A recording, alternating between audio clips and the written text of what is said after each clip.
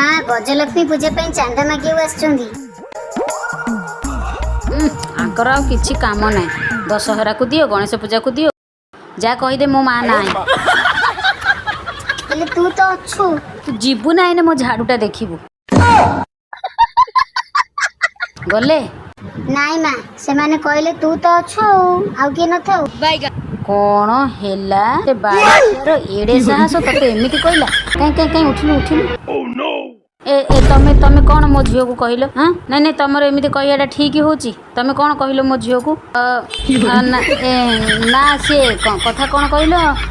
ମୁଁ ଟିକେ ବାଥରୁମ୍ ପଳେଇଥିଲି ବୋଲି ତମେ ଏମିତି କହିବ? ହଁ ନାଇଁ ନାଇଁ ନାଇଁ ତମେ ଚାନ୍ଦା ମାଗିବାକୁ ଆସୁଛ ନା ଝିଅ ବୋହୂମାନଙ୍କୁ ସବୁ ଏମିତି ବ୍ୟବହାର କରିବା ପାଇଁ ଆସିଛ? ନିଅ। ଆଉ 10 ଟଙ୍କା ଦେବିନି, ଆଉ କ'ଣ ତୁମକୁ 1000 ଟଙ୍କା ଦେବି? ଏଇନେ ପେପର ବାଲା ଆସିବେ, ଝାଡ଼ୁ ବାଲାକୁ ଦେବି, ଗ୍ୟାସ୍ ବାଲାକୁ ଦେବି, ମୋର ପୁଣି ଦୁନିଆ ମୁଁ ଦେବି ନା। ତମେ ସିନା ଗୋଟେ ଘରୁ ନେବ। ଆଉ ତାହେଲେ ନିଅ 200 ଟଙ୍କା ନହେଲେ ନିଅ।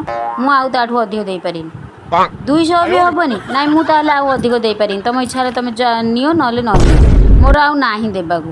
ତମେ 10 ଟଙ୍କା ନିଅ, ମା ଝିଅ ମିଶିକି ଗୁପଚୁପ ଖାଇଦେବ। ଆମର ଦରକାର ନାହିଁ ତମ ସାଙ୍ଗରେ। ହଁ ଯା ମ 10 ଟଙ୍କା ନାହିଁ, ଆକୁ ପୁଣି 1000 ଟଙ୍କା ଦେବି। 200 ଟଙ୍କା ଦେଲୁଗୁରୁ ମଧ୍ୟ ମନା କଲା, ଆକୁ ପୁଣି 500 ଟଙ୍କା ଦେବି। ତୋ ଲାଗି ସବୁ ହେଉଛି।